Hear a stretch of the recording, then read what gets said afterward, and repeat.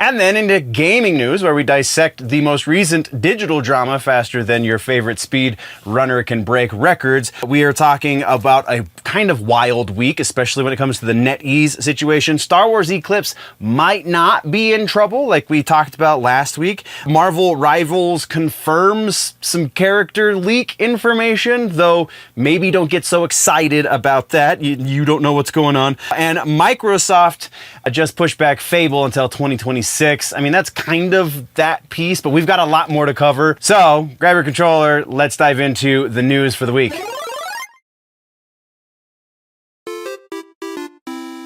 Welcome once again, nerds, to the Eclipse channel. This is a smaller portion of a much larger video called The Week in Nerddom that happens over on the main channel. This portion is specifically the gaming and tech portion, where we're going to be talking about brand new things in the world of gaming and tech. So like new computer things. We don't really get too deep into that. I feel like the guys over at Linus and Gamers Nexus and such cover that fairly well. So we'll get the broad strokes there. We'll get in a little bit more deeply in the gaming side of things, so new announcements, DLCs, etc., etc. And then, you know, we're going to suggest some things for you to try out between now and next time you come back. So thank you for joining me. Let's get into the news. All right, follow-ups, corrections, gaming, tech, that is where we are. All right, so the first one is going to be the big one. Oh, we're coming out the gate swinging, folks. All right, so the NetEase situation we talked about last week, well, it got a little bit more colorful because we got a statement directly from Quantic Dream, who is the studio that is, according to them, still working on that Star Wars Eclipse game that we thought was canceled last week because NetEase is canceling everything, it seems. They're severing ties with anything outside of China, I'm pretty sure is where they're from. Korea, whatever it is. So NetEase situation just seems to keep getting stickier. Star Wars Eclipse, the highly anticipated, I'm reading my notes directly because this is just nuts. The anticipated video game from Quantic Dream might be facing the end of its journey. Reports suggest that parent company, oh, that's right. We haven't even talked about this yet. Sorry to kind of bury the lead there. So NetEase is closing studios. I got this was like one of the first notes I found when taking notes this week. So it feels like it was from last week, and so it felt like we had already talked about it. We haven't. So they're closing. There are rumors that let me just pick up where I left off on the notes. A report suggests the parent company NetEase is pulling back the overseas ventures and looking to offload studios, including Quantic Dream. Rumors of troubles aren't new for Eclipse. Whispers of cancellation first popped up 3 years ago in 2022, but this latest move from NetEase really looks like it is going to be the one that puts the nail in the coffin. If confirmed, it would join a growing list of scrapped titles, not the least of which being Battlefront 3, Star Wars 1313. As we get more updates here, and there is one new update, like I said, Quantic Dream is apparently, according to them, is apparently going to be unaffected by these cuts. But NetEase, it has said, their CEO, I believe, has come out, or somebody in charge, has come out and said that they are severing ties with out-of-country ventures, effectively, with I think I have it in here.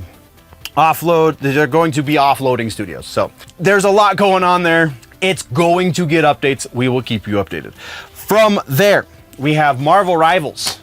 Speaking of NetEase, Marvel Rivals, first to address the net. Oh yeah. So speaking of the NetEase situation, I think this is the notes. It was one of the producers of the team that is still on the Marvel Rivals side came out and said the team that got cut, that was the development team, according to this new statement from the company NetEase, was not actually the development team. They were more HR type issues, paperwork, and that kind of things, nothing creative. So all of the creative stuff for Marvel Rivals is going to still continue to flow because those are the teams that were kept on. This team was referred to by this new statement from this new executive type person at NetEase. They were referred to as, quote, entitled, lazy, and woke. So again, get woke, go broke.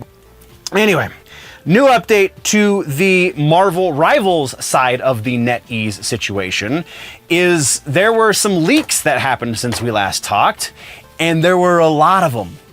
A lot. Like, there's a laundry list. The actual leaked characters are kind of irrelevant to the story, though. If you want, you can find them. They're really easy to find at this point because everyone's kind of talking about it. But the thing that NetEase that the Rivals team came out and said specifically was, yeah, all of those characters are somewhere in development, because the way that they were leaked, quote unquote, is through a data mine. Somebody was data mining the game, which is, we've talked about this previously. They were looking at the code, they were looking at the structure of the code, and they were seeing things in the code that were not actually in the game. That being a laundry list of characters to different degrees in different areas and so on and so forth. So NetEase, the Marvel Rivals team came out and said, yes, 100%, we are actually working on all of those characters. Kind of. Just because there is some sort of development going into a character, again, according to the Marvel Rivals team, just because there is some sort of development going into a character does not mean, in any stretch of the imagination, that we will actually be seeing said character playable in game. So it is still a guessing game as to which characters are going to be part of the next update and which characters are just going to be scrapped entirely. It does narrow down the list of possible characters that they could be doing, because there are a lot of Marvel characters, but it's not 100% true. So, or it's not 100% guaranteed, I guess. So yeah, that's what we got for the Marvel Rivals update. Now, very quickly, there's an update on the Fable situation, the reboot Fable on the Xbox Xbox Series platform. It's been around for a while.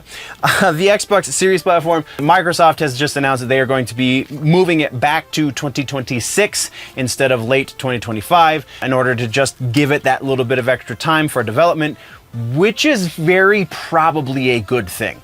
So things that are going on in the cultural, in the social standings, in the social landscape, that's what I was looking for.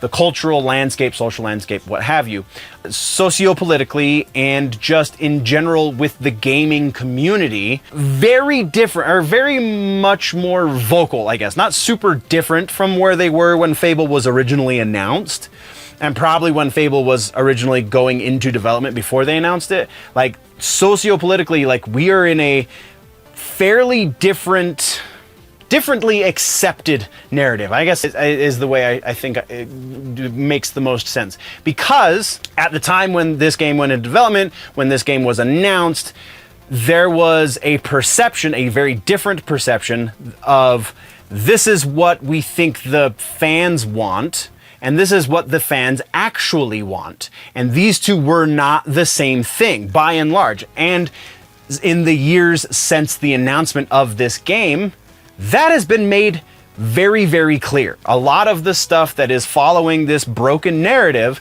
that, you know, we need to take existing characters and change them in certain ways that check off these boxes so that people will feel included, is a broken narrative, is absolutely been proven to not be the way to sell games, to make money. And in the end, all of these companies, all of these developers, all of these game publishers, everyone involved in this industry on that side of things, the only thing they care about is what will actually sell games. The individual artists, the individual people who work at these companies, that's a whole different story. We're not going to get into that.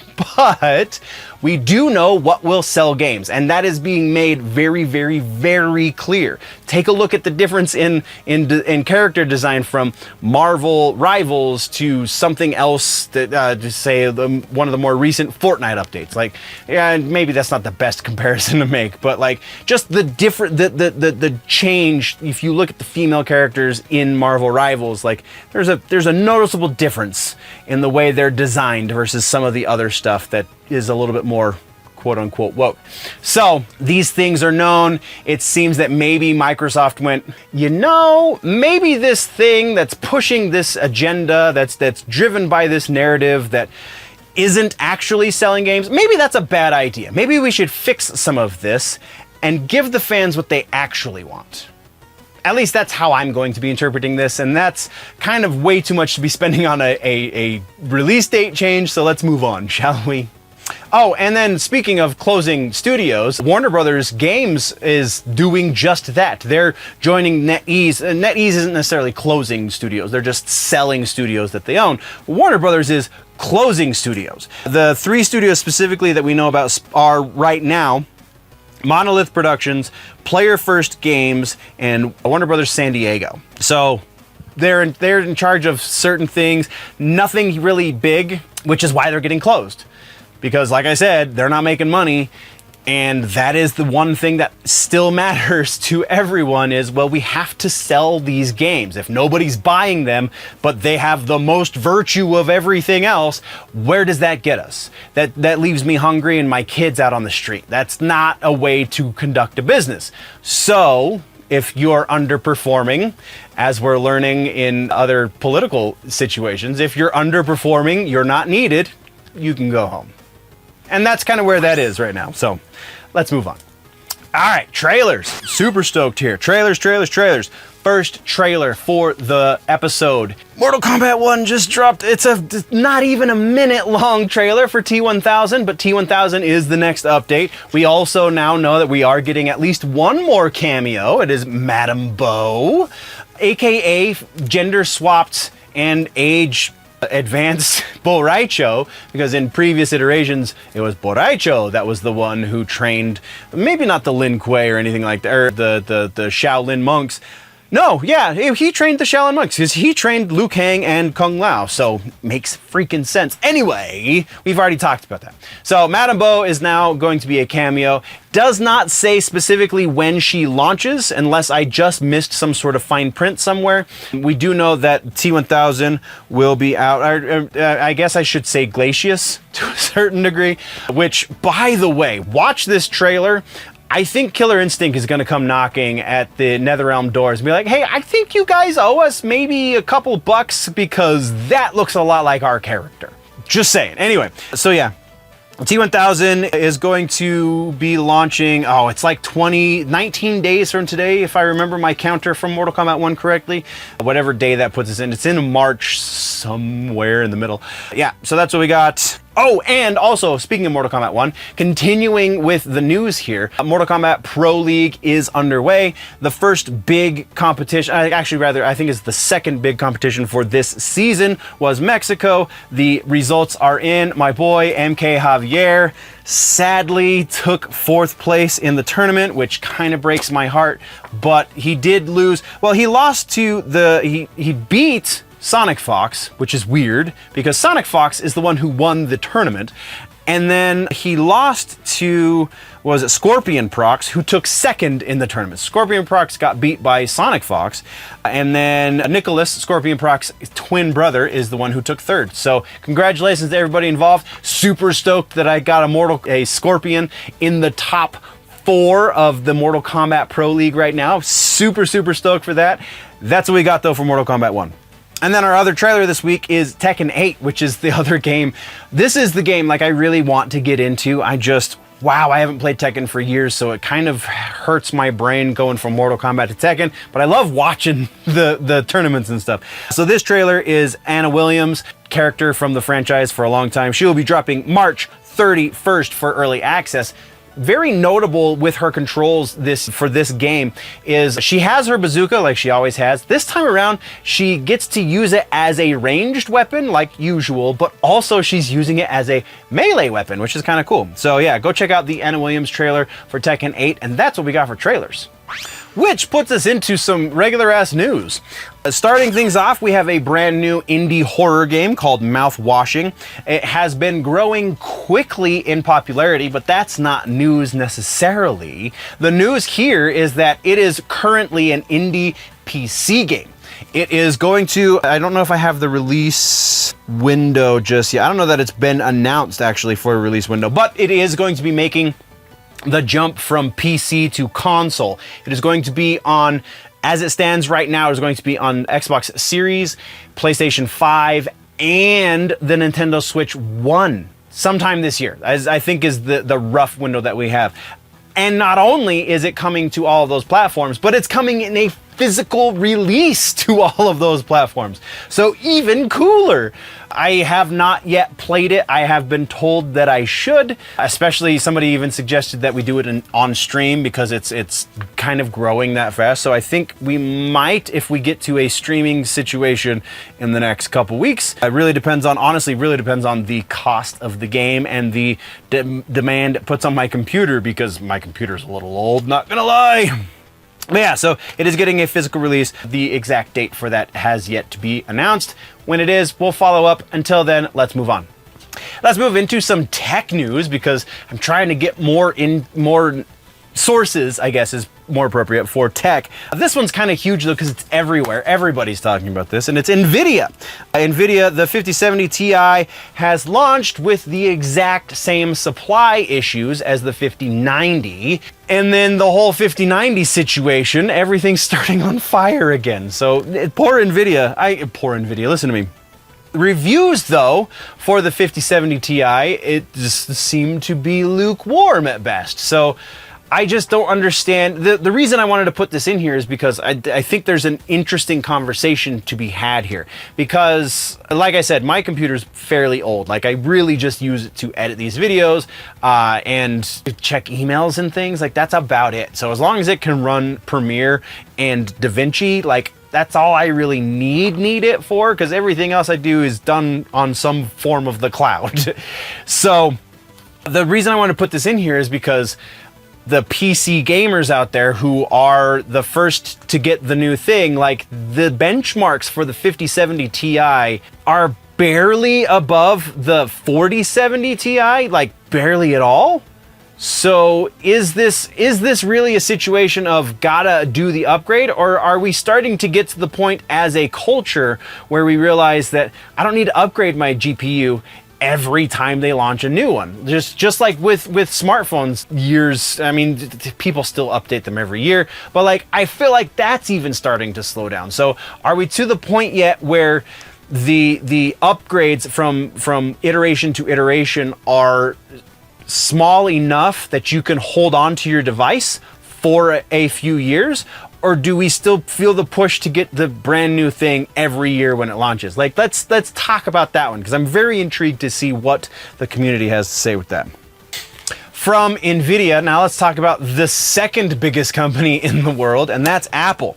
Apple versus the UK. This one has some major scary implications as far as like privacy and things are concerned. So let's talk about this. In a very unprecedented move, we have Apple not only allowing the British government a backdoor, I guess technically they're not even allowing them a backdoor. They're just opening the gate. They're letting them in the front door without any sort of encryption. So the Apple is going to be completely disabling their ADP in the UK. ADP, for those that don't know, Advanced Data Protection. This is strictly for cloud users. So if you are using the data protection for any of their other services, that will still remain intact for the moment. But because they're doing this for cloud users, I mean, like, that's just the next ask, and then the next ask. You have iMessage. That's going to be the next thing. Well, we need these conversations to be made available to the UK government. That's the next ask, and then the next ask is, well, we need the whatever. I did FaceTime information, whatever it is. It's just because the UK has passed laws that are kind of forcing Apple's hand. So if you live in England, anywhere in the UK, and you are an iCloud user, in order to maintain your iCloud service, your iCloud account, that's the word I was looking for, your iCloud account, the only way you're going to be able to keep that is if you turn off your ADP manually. Because the very nature of ADP means they can't do that because it's end-to-end encryption. So you have to do it. If you don't do that, you will be, your iCloud account will be deleted, turned off, whatever it is that they do with those iCloud accounts, however it is that you will no longer have access to your iCloud information, that will happen. There is going to be a grace period, and this is I think this is where Apple is going to kind of get a little bit wishy-washy, like they tend to do with things like this. There is going to be a grace period for users in the UK. If you are currently an iCloud user, you will have an indeterminate grace period. There is no, they're not saying 2 weeks, they're not saying 2 months, they're not saying any kind of time frame as it stands right now. That very well could change as I'm filming even. Like, just the parameters have not yet been made public. So the reason I think this is possibly Apple being sticky is they might leave this indeterminate while they fight this in court, or they find a better workaround. So there's a lot to say about Apple. Generally, they've been really good about privacy issues. This is the first time that it kind of makes you tilt your head and go, huh?